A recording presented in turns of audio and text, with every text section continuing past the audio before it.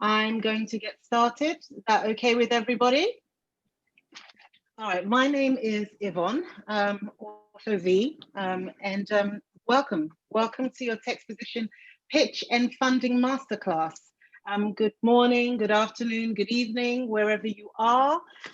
Thank you for making it, and thank you so much to our experienced masterclass speakers.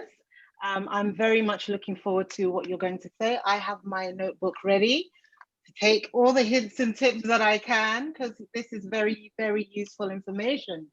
So congratulations to everybody for getting this far. And let me just say, timing is going to be really essential. So I'm going to start with some housekeeping things. It's a webinar on Zoom. We've turned off the speakers. We've turned off the microphones for the attendees so that we can concentrate on the speakers. Please write your questions in the Q&A to communicate with us. We'll be fielding those. We'll do our very best to answer the questions when we get to them, but we'll only have about 5 minutes with each of our speakers. First, we're going to start with Amoye Henry, co-founder of Better Pitch. And then after that, we'll have Ash Rush, co-founder of SendHub and director of ranking at Clout. They're both very, very experienced. Hello, Amoye. Hello. Hi, how are you? Hi, Ash. Very well, thank you. Hi, Ash. How are you doing? I'm well, thank you. How are you? Very well, thank you. Okay, so let's get started. All right. So Amoye will be on for 20 minutes. I'll let you know, unless you stop naturally, that it's time to stop. So please don't take offense, because I'll just be watching the clock a little. And then we'll move on to Ash, okay? Awesome. Fantastic. Over to you, Amoye. Okay. Hi, everybody. So nice to meet you all today. I'm joining you from Canada. So I live in Toronto, Canada, and I don't know where everyone's from, but I would love if everybody could just throw out and let me know where in the world you're joining us from today, just so I have some context around where the entrepreneurs are that we're talking to. And I'll just wait to see some answers as the answers will come up, right? Or do they need to be approved? Okay, we've got Kenya, Lagos, Tunisia, Ghana. Awesome. I was in Ghana and Nigeria last year. Ghana, okay, Egypt. Amazing. Africa, Tanzania. I'm loving this. Awesome. Awesome. I think I saw Tunisia a little while ago.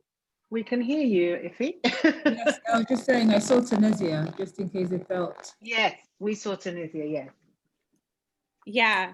Okay, and so just to get an understanding, what are, the types of businesses that, people have, right? So what kind of startups do you have? What kind of companies do you guys have? And I see a couple questions in here. And so wondering, do you want us to address the questions in our presentations, or do you want us to kind of go through the? Yeah, I'm thinking please present what you want to present. We have Iffy and online. Any questions that she can field whilst you're doing your presentation, she will do. And then when you get to the end of your presentation, with whatever time we have left, we'll go through and see whether you can answer for them live. If there's anything that we can't answer, perhaps we can get back to them later and afterwards. Definitely. Okay. Yeah. All right.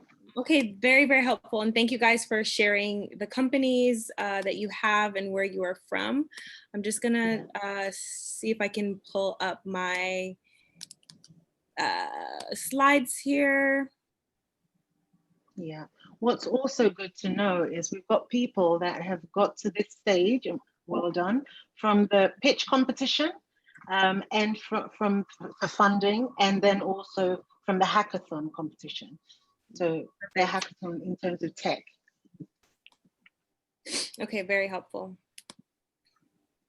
So I'm going to go ahead and share my screen. All right. And if you guys can still see me, let me know. Sometimes I don't really love Google Slides, but if you guys can see, it's all good. All right, so just the first slide, I'm representing one half of a company today called Pitch Better. We're based in Toronto, Canada, and we started our company because we noticed that there was a gap in funding for entrepreneurs in North America, particularly diverse entrepreneurs. And we noticed that, the tools and the skills that,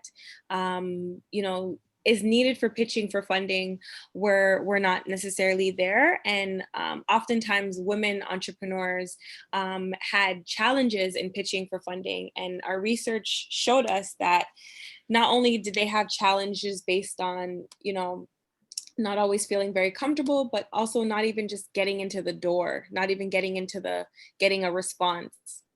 So what this presentation will go through today is a bit of our thought process behind pitching, and even getting an email, getting the email response, right? And I don't know how relevant that is specifically to the speakers, but I'm hopeful that you'll be able to pull some concepts that will resonate with you. So as she introduced me before, I'm the co-founder of Pitch Better, but I'm also working right now in strategy, production, funding, and partnerships. I'm an MBA student at Ivy Business School here in Canada, and a lot of my work really is in supporting entrepreneurs on their journeys, in scaling their businesses and developing the foundational pieces to secure more funding for their businesses. I've worked to secure approximately $5 million in funding over the past 2 years, and I have supported over 280 entrepreneurs in my capacity as a strategist. A little bit about my favorite things: Power TV show, travel, buying stocks, and Afro beats. I love Afro beats. So we created Pitch Better simply because 16% of Canadian women, 16% of businesses in Canada are owned by women, and they weren't getting the funding, right? Women secure less than 2% of VC capital in Canada. And I don't know what that number looks like in the other regions, but I can't imagine it would be much higher. We wanted to investigate why this number is so low. Women have amazing ideas and they're sitting on them, but they don't know where to start. And women don't realize there's support out there. And that's some answers that we got from actually interviewing founders in our networks. According to the BDC, our entrepreneurs are fueling the Canadian economy, contributing $148 billion annually and employing 1.5 million Canadians. However, only 16% of all of them are only 16% of all small and medium-sized businesses are majority owned by women, and a number that can only increase with ongoing attention and support. So getting into the pitch, right? Really, your pitch is how you communicate your brand goals to the world. Different people have different modes of pitching. Different people have different approaches to pitching and understand it differently. So at any time, you may see something that doesn't resonate with you, or you're like, oh no, I don't necessarily pitch like that. And it's, to be taken as just, what has worked for us and what has worked for the entrepreneurs that we deal with. But you'll always have your own methods and your own journeys, right? So essentially, why do people pitch, right? People pitch for media coverage, people pitch for business deals, people pitch for opportunities, and also to be acknowledged and considered. So you want to pitch to institutions or government, or want to affect policy. You can pitch your ideas to affect policy and advocate for those policies. So there's a variety of reasons around why people pitch. For the purposes of today, we're going to be looking at pitching in a pitch competition, which is TecXposition. So one of the key things behind creating your pitch is obviously having a very strong pitch deck. We're now in a very virtual world, right? So everything is done online. All the experiences that, we're going to be seeing for the next little while are going to be virtual. So you want to have audio visual materials that accompany what you're saying, and they're clear, they're effective, sharp, and they drive your point home, right? So there's all sorts of things online on how to create a concise pitch deck in 10 pages. I don't recommend a pitch deck being more than 10 pages. And if you guys are already at this point, a lot of you may have, potentially already sized down your pitch deck or pitched your pitch deck or what have you. But if you want to take note of this or even screenshot this, you want to think about the following things. So you're outlining your offer clearly, and offer could be, you know, what you're presenting, what you're pitching, or essentially what the opportunity is. You're clearly outlining that, and that should be something that is conveyed within the first 5 slides of your pitch deck. It should also incorporate research that addresses meaningful data points. And I say this because sometimes in, you know, the business world, business people and investors in particular, they don't always care about feelings, they care about facts. They care about what can be measured and what can be tracked. And in order to be able to know what they're going to get the best bang for their buck in, they want to understand that you also understand the issue that you're trying to solve. So your business is solving a problem, so the research that you get for your business should also support the efforts of your business. So for example, you know, we have a program called Pitch Better. We support women entrepreneurs. We had to collect a lot of research that suggests that there's an issue. Women entrepreneurs do not get support for their businesses, and they're not able to scale their businesses, and they remain small businesses. And that's obviously an issue for the GDP, but more so for the collective impact of women overall. So we had to collect research to drive that point home and be able to validate that. The third thing is always define a clear value proposition. What does the investor get? What do they get from investing in you? What do they get from taking a chance on you, right? And you have to be able to clearly outline your value proposition.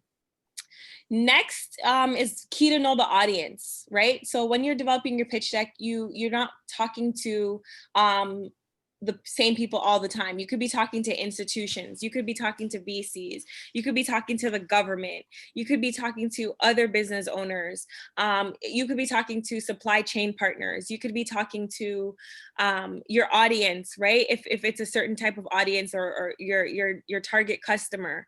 So you always want to understand who your audience is for that document, so it's designed in a way that will resonate with them. You always want to clearly present the ask present the ask at the end. So you ensure that you have all the data pieces laid out throughout the deck. You have great images, you have your research, you have your competitive analysis, you have the elements that make a strong business case in a very consolidated short form. But you also make sure you say at the very end, like, as to reiterate, based on our proposal and what this opportunity is, this is our ask. We are asking for 100,000. We are asking for 50,000. We're asking for mentorship. We're asking for, you know, to join your accelerator, et cetera, et cetera.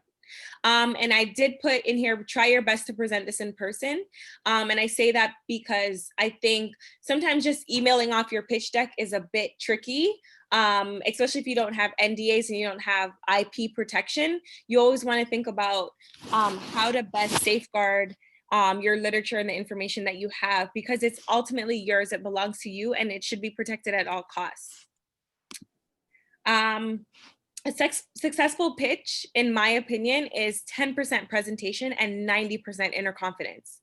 So you always want to understand from your audience vantage point what they want to hear, right? And sometimes people are paying attention half of the time to what you're saying and more to what you're presenting, right? So they don't even actually hear you. They're actually just seeing and feeling you. And if people can believe you and believe by like your confidence and your strength and how much you believe yourself in what you're sharing, half the battle is over. You could be selling, you could be selling tissue paper, right? You could be selling anything. It's really going to come down to what you're able to convey through your confidence. So looking at the pitch email, actually I'll skip through this one because I wanted to talk through the confidence piece. When we do our proposals and we do our workshops, we have this thing called the Pitch Better self-talk tape. And what we do is we get our founders to come up and they pitch in front of the audience during our classes.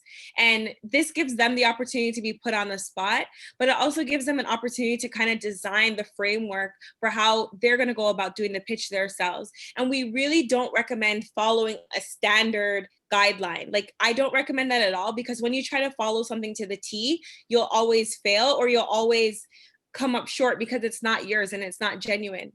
So what we want to do is always ask our pitch competition presenters or participants to always build the mental strength to believe that they deserve to be there. Stand with poise and authority. As I was mentioning before in the previous slide, having the confidence and the ability to share your ideas and to express yourself clearly is always a huge bonus for investors and the audience overall. Smile. It's not going to kill you to smile. Sometimes, the process of pitching is terrifying, and you want to come across controlled, structured, professional, but always humanize yourself so you're relatable, so that the person on the receiving end of your pitch can see themselves and kind of relate to you. And usually that is done through a smile, right? Take deep breaths. It's not that hard. It's not that scary. It's almost should be conversational. You should feel like you're having a conversation, like you're on the same playing field with that person. They might have a little bit more zeros, a couple more zeros in their bank account than you, but they're not anything more special than you. So always take deep breaths. Remember what makes you special. Remember your value proposition, and think about, why you've got how far you've got today, right? And that story, your CEO story, is really how you humanize yourself and you relate to the investor. A lot of the times I talk to founders, and we work with a lot of founders, and some of the things that they say to us a lot of the time is, I'm intimidated, like I'm shy, I'm nervous, I don't want to mess this up, right? And it's like almost sometimes you just being your true self is what will get the interest of the person on the receiving end. I've seen people have also told me myself that, it's like they actually fell for me more than the actual company that I'm pitching, right? So sometimes investors or people on the receiving end, they might actually be more appealed by the founder themselves as opposed to the business. And that's just in your personality, your inflection, how you use your hands, how you evoke certain things, how you shine, right? How am I doing for time, Yvonne? Yeah, that's why I just came up on the camera. So you've got a couple more minutes. Okay, how you inflect, how you speak, right? And so you want to think about those things. So I'll share some more things. So going through our Pitch Better self-talk tape, and this is what, as I said to you guys before, we literally do this with our participants. You have your CEO story in the back of your head. You remember what makes you special. You have the data and stats to support your case. And that's usually your opening, where you talk about what the problem is in the market. Your proposal is professional and clear. There's a perfect alignment with your brand and theirs. You also want to make sure that, as I said before, there's a connection between what you have to offer and what this investment company or this audience cares about. You don't want to go be pitching sustainability and environmental friendly to a company that builds landfills or doesn't care about, that type of service, right? So I encourage anybody, if they'd like, feel free to screenshot this. This is ours. And one of the things too that I want to resonate with the participants today is always remain human and remain grounded. If you've watched Dragon's Den or you've watched, Shark's Tank or any of those shows, you can see that different characters, different personalities come through during the pitches, and it's always, entertaining. So always be true to yourself. Don't try to be anybody else, and don't put on a facade to kind of, win them over. Just be who you are, and that will win them over if they're meant to invest in you. Fantastic. Yeah. I have a couple of slides, but if I'm at time. You're at time, but what I'll do is, depending how it goes, if we have some extra time at the end, if you want to share those slides, that would be a great thing. Awesome. At the moment, we don't have that many questions, and it's, to be honest, I was listening very much to what you were saying and writing down as much as I could. So I'm sure everybody else is doing the same. So guys, don't hesitate to ask questions, and if you're not ready to ask questions right now, again, right at the end, if we've got more questions, we will speak to Amoye about more questions and take it from there, and Ash. If not, then we'll return to the slides. Okay? Fantastic. I really like the where you basically you're telling people to just be authentic. Just be authentic, and very much when you spoke about the confidence aspect, 90% confidence and 10% content, that was a very good point to make, because there's a lot of information to take in presentation wise normally, so people normally get a gut feel for whether they believe in you and believe what you're offering. So I think that's some very, very good advice. In terms of the taking your time and smiling, I love that element, humanizing the whole issue. Absolutely. We're all human beings at the end of the day. And yeah, one person might have a lot more zeros than the others, but that's the only difference. Everybody can get to that stage. Right. So I like that very much. What else would you offer in terms of nerves? Because, very often people are very confident and competent in what they know, but having to present that to other people is sometimes terrifying. Absolutely. So what I usually do is I just picture everybody naked in the room, and I tell myself that all these people are naked, they have stretch marks, they have, fat in unappetizing areas, and I am the only one in clothes. And like, I've pitched to big boardrooms, I've pitched to the government, I've pitched to so many different types of people from all walks of life, and what always connects is authenticity. So I try my best to picture that we're all on the same playing field, we're all in the same level, and the best thing that I like, what I'm offering is going to make their life better. I think what I'm bringing you is going to change your life, or it's going to change your portfolio. It's going to create an opportunity for you that you will never regret. And so I look at myself as the carrier of good things. And because I've envisioned that, and I vision them as on a basic human level, it's so much easier to pitch and to convey this idea that I'm the expert. Another thing that I want people to think about: you are the experts. You are the expert in your field. You're the expert in your company. You dominate this industry. You are the person that should be trusted with millions of dollars or hundreds of thousands of dollars to carry this forward. So always envision yourself as the expert. I'm the leader. I'm the authority. I know exactly what I'm talking about. I've studied this in and out. I know where I'm coming from. I know where this industry is going. I understand all my competitors. I understand my competitors' next 10 moves. So you have to come with that expert mentality, so you're walking into the pitch with absolute confidence. Brilliant. Thank you so much. Okay, thank you. V, we have someone with a raised hand, Emmanuel. So I'm going to let Emmanuel pose his question before we move on. Fantastic. Emmanuel? Is Emmanuel going to be writing it or speaking? I think he wants to speak. Emmanuel, Fantastic.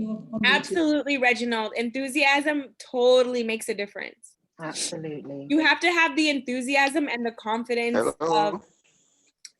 Hi, Hello. Emmanuel. Do I have the floor? You certainly do. Yeah, your presentation was excellent. I must comment. Thank you. Are you excited for your pitch? Sorry? Are you excited for your upcoming pitch? Sure, I'm happy. Okay, okay. My question is not that so difficult anyway. Okay, I'm I listening. saw an highlight about mental strength on your slide. So I would like to know the relationship between pitching and mental strength. How does mental strength comes in when pitching? So I come from the Caribbean. My background is Caribbean, and I tend to have a mindset that, in all things that I do, mentally, I'm strong because others had to be strong for me to get to where I am. And so I would relate that back to you, to think about your strong point. Think about what makes you feel your best. When are you your optimal? When you're operating at your optimal level, when your mental strength and your mental confidence is at its peak, bring yourself there. I tell myself I can do this because my ancestors, I am the descendants of ancestors that, went through so much, that came to my country with nothing and built an entire life. They've created generational wealth for me. They've created opportunities for me to be educated, for me to walk into rooms with assurance and confidence in myself. And I get my mental strength from understanding what they had to persevere for me to be here. So I ask the question to you now: what makes you feel mentally strong? Where do you go in your mind to get your mental strength? Because it has everything to do with where you are spiritually as well, and where your mind is, as much as all the stats and all the data. You could have all the stats and data in the world. Like, I've watched pitches where the business is great, the idea is fantastic, the numbers make sense, and it could very well be the next unicorn business, but there's no inflection. I could tell that they were, I didn't believe them. I didn't trust them. And I thought to myself, if I can't trust you in this pitch, how will I trust you with hundreds of thousands of dollars to scale a company?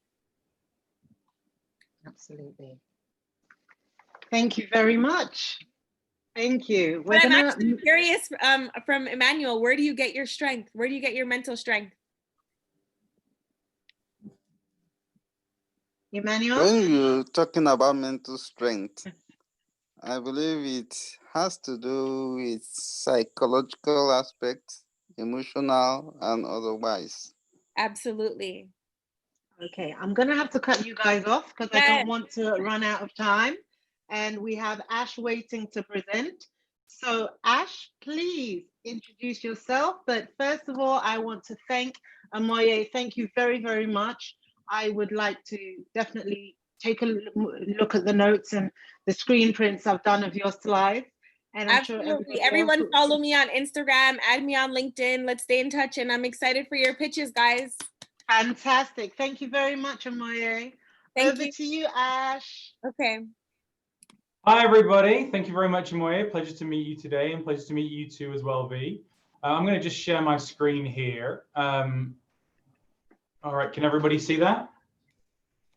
Absolutely. Perfect, great. So during this, it would be wonderful if we can get some more questions. So I know you guys have been busy on your email or screenshotting the presentation. You're lucky today because I don't have that many slides. So instead, you're going to have the opportunity to ask lots of questions and make it more interactive. I've been asked to just share a quick bit about me, and then I'll talk about getting started as an overall thing across your company, from the very idea through to how you might scale the business in the future. In terms of what I do, so I'm a VC here in Silicon Valley. I'm based in San Francisco. I focus on B2B businesses at what's known as the pre-seed stage. So I usually participate with $150,000 is what I invest in rounds of maybe $250,000 to $750,000, with a view to those companies raising much more in the future. I do about 10 or 12 investments a year, and I have about $12 million under management. Before that, I was a serial entrepreneur in Silicon Valley. I moved here in 2008 with a few degrees in computer science and a dream. And then I had some nasty failures right away. So right before Lehman Brothers collapsed, as I mentioned, so 2008, 2009 was not that fun. And obviously the companies that I was working at really struggled. I then got very lucky in 2010 and started working at a company called Clout, K-L-O-U-T.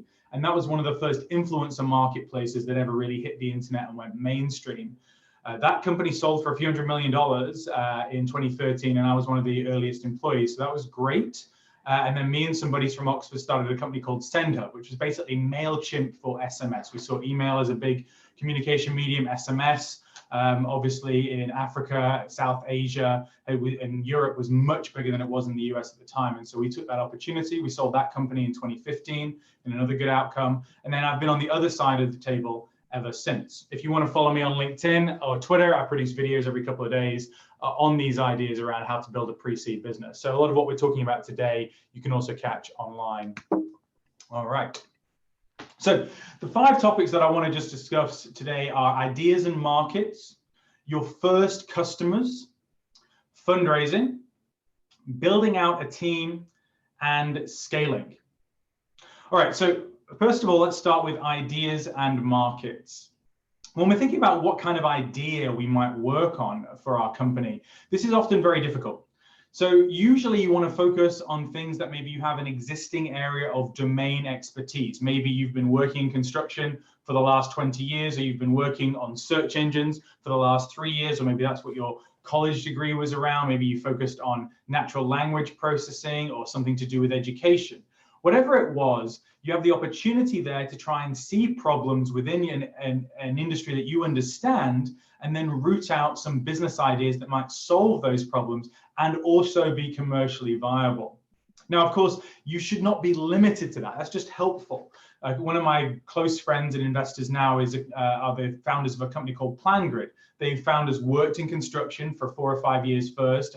Then they saw the problem with blueprints. They put those blueprints on an iPad app, and the company then sold after about 7 or 8 years in 2018 for nearly $900 million. One of my favorite examples. Posted a blog about it last week. Now, you shouldn't be restricted to just those ideas. As I said, if you look at companies like Stripe and Square, those are companies that are founded by people who didn't have experience in the payments industry, even though they've built multi-billion-dollar companies in those industries now. So you don't necessarily have to have experience, but it certainly helps in terms of figuring out an idea. You may well be a consumer of that problem, as you probably were with the payment systems, and that may lead you to it as well. Another common problem that I encounter when talking to founders about their ideas is the market size. Now, if you're thinking about raising venture capital, and that's when we're thinking about building businesses that are going to have at least $100 million a year in revenue, they're going to go public on the New York Stock Exchange or similar. When we're thinking about those kinds of companies, investors like myself are usually looking for these companies to be operating in large markets. So it could be a really serious problem, but if it's in a small market, or at least what I consider to be a small market, it may not be of interest to me. That doesn't mean it's necessarily a bad business or not viable or not worth your time, but it does mean that it may be subject to less investment opportunity, at least from people in my particular line of work. So my rough barometer for that is I'm looking for businesses that are looking at markets of maybe $4 to $5 billion at a minimum. And that's just within the United States. I focus my investments a lot on companies that are targeting the US market. So within that US market, within the country that you're first focused on, I would be looking for that market to be at least $4 or $5 billion. So again, you may have a great idea, and this happens very often, for example, in the education market. You may have a great idea in the education market. Let's say it's focused on primary schools. That may not be large enough for someone like me to be interested in that, even though it may well be a really positive investment for the world. And that's one of the harsh realities of seeking investment when you're looking to talk to investors like myself. Okay, let's moving on to first customers, unless there are questions. So let's see, here we go. All right, so the last question was from V about not forgetting to ask your questions. Folks, we can do better about this. Remember, your email is less important than listening to my English accent. Okay, so we'll look out for some more questions at the end of the next section. Absolutely. All right, so let's talk about your first customers. One of the biggest problems people have when getting a business going is who is going to use it first. Of course, your product in its early stages is usually going to be pretty terrible. So we often need feedback first. And so maybe co-mingling those two concepts of getting feedback and our early customers, bringing those two things together, maybe that will make it a little bit easier. And that's what I encourage you to do. Rather than going out and seeking your first customers when you're just getting started with your business, I encourage you to seek out advisors. These are people who fit the same profile as your potential customers. So they are people who would potentially use it, pay for it, ideally in the next couple of months. But you're going to tell them that you want them to be your advisors. Why? Well, you really need that feedback, number one. Number two, we're not likely to be able to convince these people to use our pretty bad product, to be honest, right now. So instead, if we ask for their advice, we ask for their feedback, then we're in a potentially really good position to get information on how to improve our product. When we make those improvements, maybe we'll impress those potential customers and they will become those first users for it. The other thing that people struggle with when thinking about their first customers is pricing. So when you think about pricing, just to give you a quick rule of thumb here, I like to think about the first 5 customers. So for your first customer, we just want to get it live. We really don't care if it's even someone in the right customer profile. This thing is probably going to break and break badly. So if that's the case and we assume and accept that, then we don't really want to charge for it the first time. Even if it's an enterprise product, even if it's something that costs us to supply, if there's a high cost of goods, we probably want to try and eat that ourselves, because again, we just want to get it live. We want to learn all the big problems that we've forgotten about that a user encounters right away. Then for customer number 2, we usually want to charge $1. And remember, I'm focused on B2B investment. So this is very much an example related to that.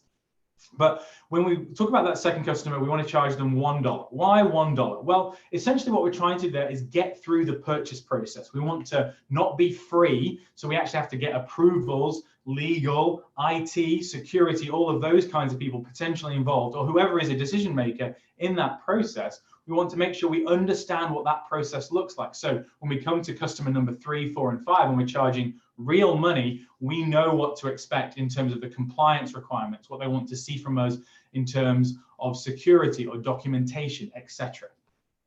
And then for customer number 3, what I usually suggest is that you charge whatever you think is fair for customer number 3. Now, entrepreneurs chronically undercharge for their software. Oftentimes, you're very nervous to get a no. Oftentimes, you're trying to beat your competitors on price and they're market leaders.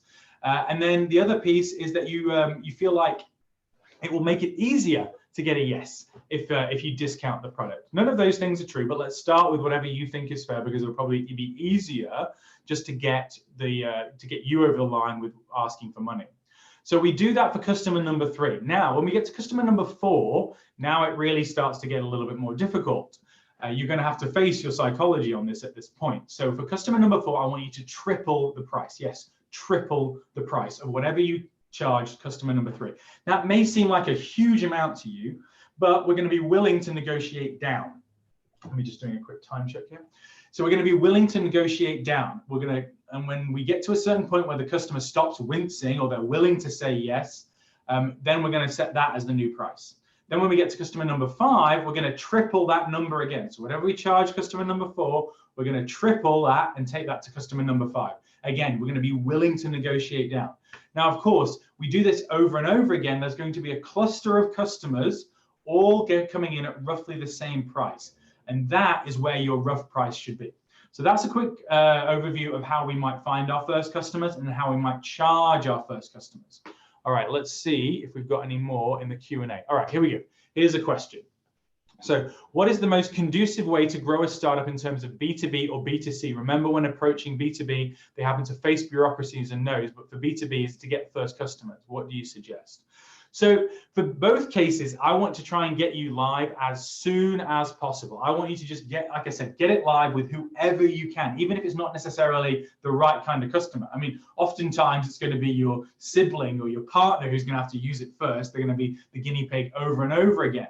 So once we get past that point, we're going outside of our team on close friends. Again, it really is just anybody. With consumer, that's relatively easy. You can just go to a bus stop, right? Give someone a $5 Starbucks card and they'll probably be willing to download your app and give you 5 minutes of feedback. Or you can get the same kind of thing using TestFlight or other beta tools over the internet.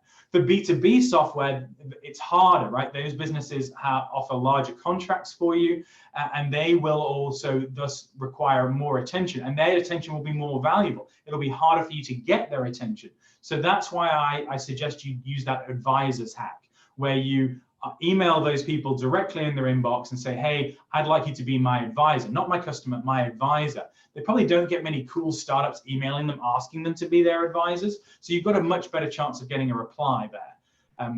Does that answer your question, Reginald? I hope so. All right, let's move back to that one. Something like that. Okay. Trying to get rid of this Q&A box, sorry. It's not getting me. So yeah, that's the what we were talking about just there about what is live. So getting it live outside of the group that's just within your team, and that is the most important thing, B2B or B2C. All right, let's talk about fundraising briefly then. So with fundraising, there's a couple of things to remember.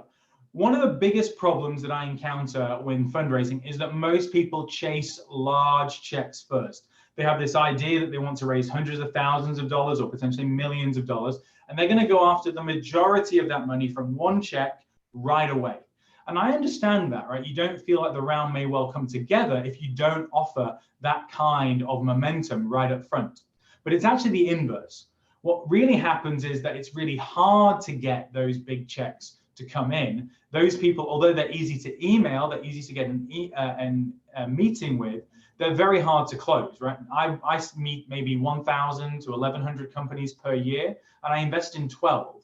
So it's really, really hard to get me over the hump in terms of an investment. But people that already know you, like your former bosses, people who maybe have some kind of affinity to you, maybe angel investors who've invested in the industry already, people who've maybe pastors, military officers, celebrities from your hometown, all these kinds of people have connections to wealthy individuals.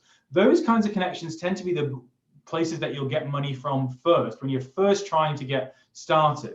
Once you have those early checks in, it's much easier then to pressurize the professional investors, because quite genuinely, you don't need the money. You can say, I don't need the money. We have $20,000, $30,000. That's enough for us to go for a year with the revenue that we have.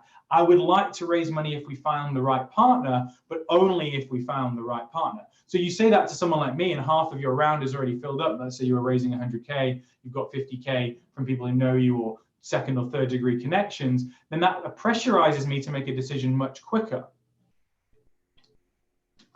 The second thing that most people make a mistake on when it comes to fundraising is momentum in terms of total meeting volume. You want to be getting to about 15 meetings a week. Yes, 15 fundraising meetings a week. This is why people tell you that you have to focus on fundraising, because it absorbs all your time. To get 15 meetings a week, we're not just talking about that 15 hours of conversation with the investors and all the follow-ups. We've got to talk about all the prep, the materials, the introduction requests, the research for those contacts. All of that's going to take a long, long time. And that's why you have to really focus on it. But 15 meetings a week means that over 6 weeks, you'll do 100 meetings or so. That puts you in a really strong position, even if you get 90% no's, of raising some money to keep the business going. And that momentum of getting started with those small checks again will lead you to those larger checks over and over again. And I have that same story myself, right? Where we had all the trimmings. My co-founder was a Rhodes Scholar. We were both from Oxford. I'd just come from a tech company. We went through Y Combinator, but we still had the last money coming in was our quote unquote lead, and that was Capor Capital, the same year they invested in Uber. So even the very best investors in what might look like really strong companies are coming in potentially much later. Am I running low on time, V? You are. You've got about 5 minutes. Okay, great. So we'll just talk quickly about building a team, 2 quick things about that, and then 2 quick things about scaling, and hopefully that'll be it, and then we can move to questions. So in terms of building a team, what I would suggest there, oftentimes the advice I have to give is spend more time on it. If you want to find a co-founder, you've got to be doing a meeting every day. Again, that's probably 2 or 3 emails a day to build out the meeting backlog to get 1 meeting a day. If you're looking for an engineer, same kind of thing. It's going to have to be everyday, daily work. And then the other thing I would just say is that remember that you probably need to test these people if you can work together. So those first 10 employees are so important that you have to find people who are better than you but couldn't take as much risk. So that means that you have to be willing to work with them for a period of time in a casual manner. That means a lot of time investment from you and a lot of potential commitment from them. And that's really hard to find. So again, be prepared to spend tons and tons of time on it. If you're a CEO of a company that's growing, your job is actually a recruiter. And that's the reason why these companies that are becoming monopolies have that, right? Think about it. Google, Eric Schmidt, Sundar Pichai, Facebook, Sheryl Sandberg, Chris Cox. There are these major figures at these companies that have come from incredible hiring by whom? The CEO. That's where it comes from. So get used to it. The crown is about acquisition. It's about hiring people, about bringing in allies, the same as it always has been for kings and queens for hundreds of years. You're just in training. It's the same problem. Okay, let's talk about scaling. So when you think about scaling, I try and think about it from a team perspective. Scaling requires a number of different things, all the things that we've just talked about. And when you're in a position to start scaling the business, one of the most common mistakes that I encounter is that people are in a rush to do that. They're willing to accept weaker decisions in order to scale faster. And I think that's okay. But remember that you pay back that debt at some point. So for example, you want to raise money rapidly. So you take on an investor that you know isn't a good person, or is maybe a little bit shady, but you needed the money because you wanted to scale fast. You know that's a debt that you're accruing. You wanted to scale your engineering team out faster. You wanted to launch an Android app. So you hired an Android developer. You knew they weren't A+. And then you're going to pay that debt back later, right? And it's over and over and over again. We knew that we shouldn't have done our distribution strategy around ads, but we wanted to scale faster. And then we're going to pay for that later because when you scale ads, it costs tens of millions of dollars. So it's over and over again with those kinds of things. The core lesson with scaling is that whatever decision you make that's short term, you will pay that debt back, and it will be many, many times over because you've scaled as a result. You start using ads now and you think it's okay because it's $100 a month. Remember that Airbnb within just a couple of years was spending $10 million a month on Google Ads. How long has it taken for them to get public? Right, so think about those kinds of things. All right, so with that, I guess we can turn back to some questions unless we're already out of time, V. No, you're doing very well for time, actually.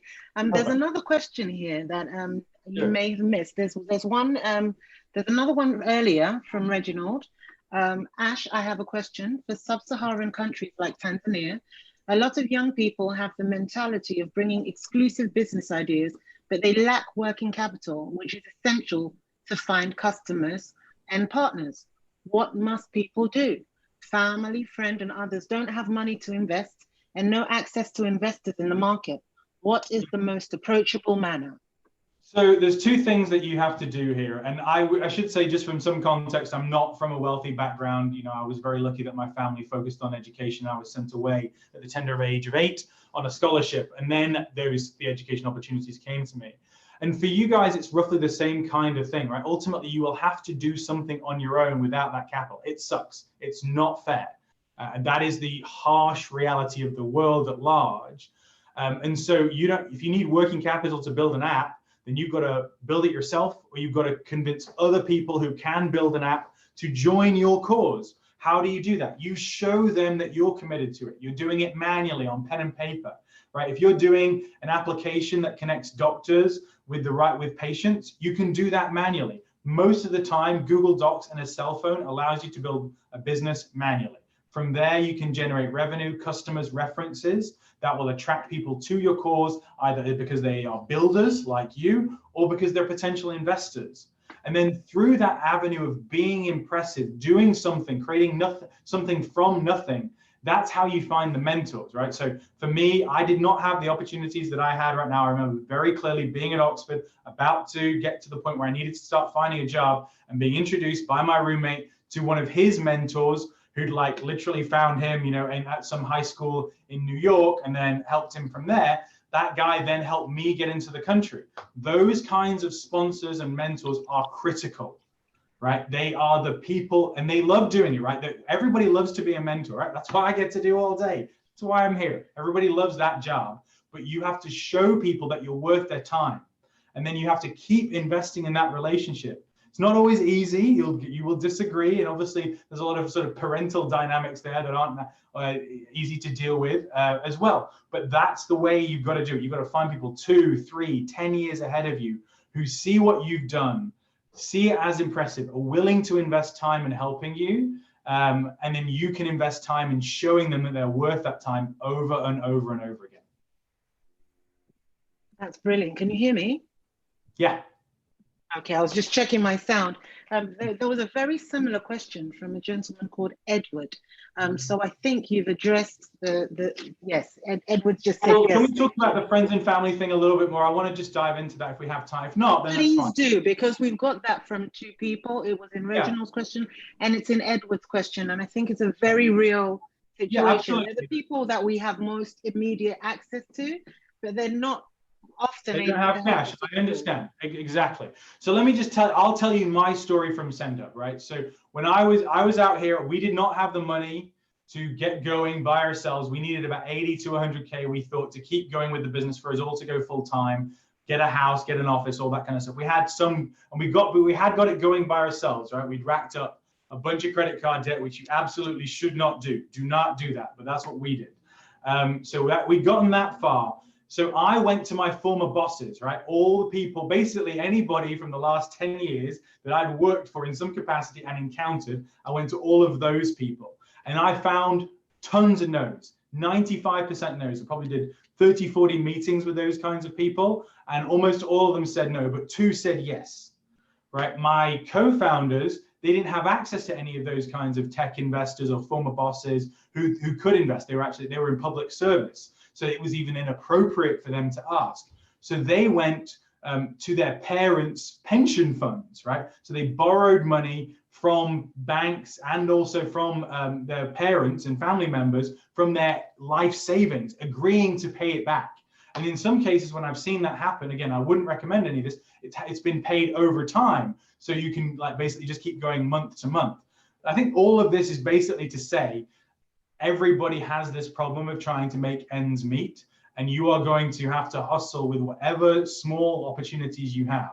And it's going to literally every small pot of money that you can, wherever you can possibly find it, and trying to show them how valuable this idea is and how committed you are to it. And that you, because you're willing to bleed for this, they should be willing to put money into it. And it's all of those kinds of things, right? Like if you really have nowhere on the friends and family side, you really have nowhere on the professional side, then go to everybody that's ever made money in your hometown, because if there's highly likely that those people will want to meet people like you, and when you see them, they will recognize that you have talent and are a potential opportunity for them. Fantastic. Thank you very, very much, Ash. I think Amoye had to rush off. Are you still there, Amoye? Have you gone? No problem. Okay, no problem. Amoye sent her greetings to everyone and thank you. But thank you very, very much, Ash, for your presentation. Let me stop my screen here. Yeah, it was full of useful information. I'm going to have to try to go through everything. Just to be able to take it all in. Has anybody got any other questions? We're going to wrap up in literally 2 minutes time. We'll just see if anything's coming in. I'll tell you what really is interesting to me, Ash, when you were speaking about the different components and you were speaking on the pitch and on the funding side, but I know that we have hackathon attendees and participants in this as well. When you mentioned the fact that tech entrepreneurs actually normally massively undercharge for their products, that really, could you talk a little bit more to that?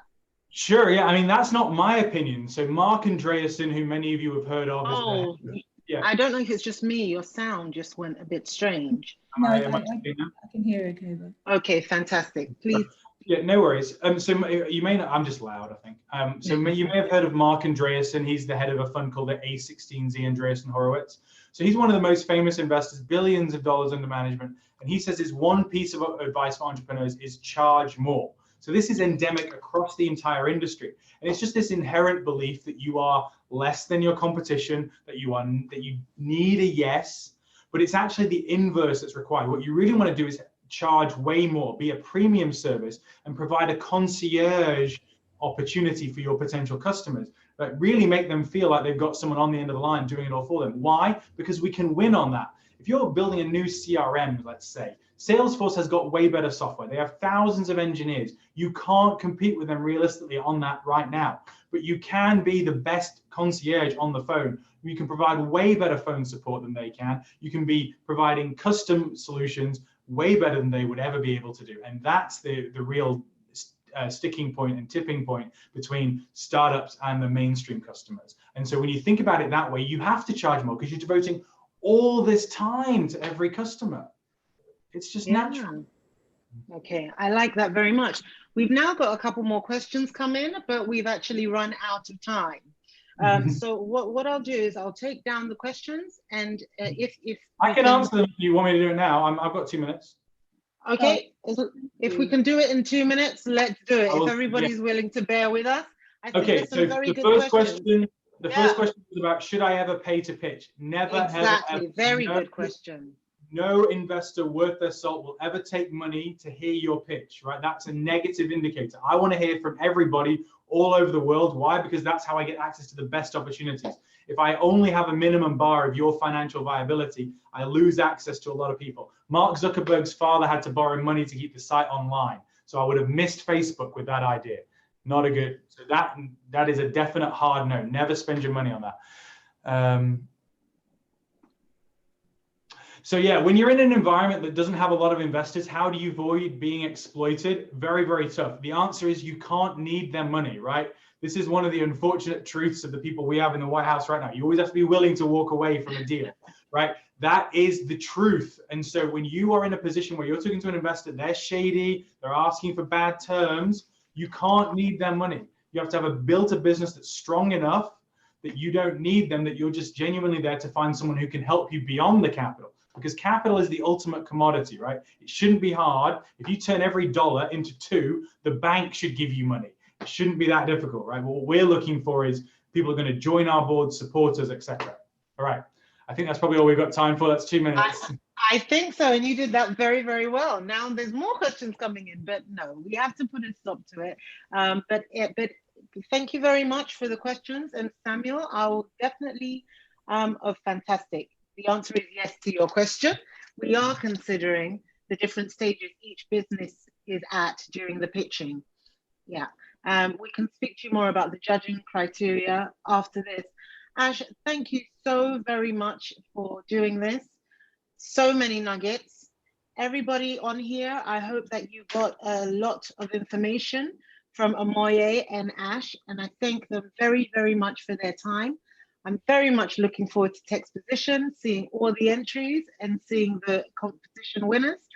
And I wish you all very good evening, afternoon, morning, wherever you are. All right. Thank you very much, guys. Thanks, everybody. Bye-bye. Thanks, Ash. Thanks, everyone. Thanks for being amazing. Bye-bye. Bye-bye. If anybody has any issues logging off, don't worry, we'll log you off, okay?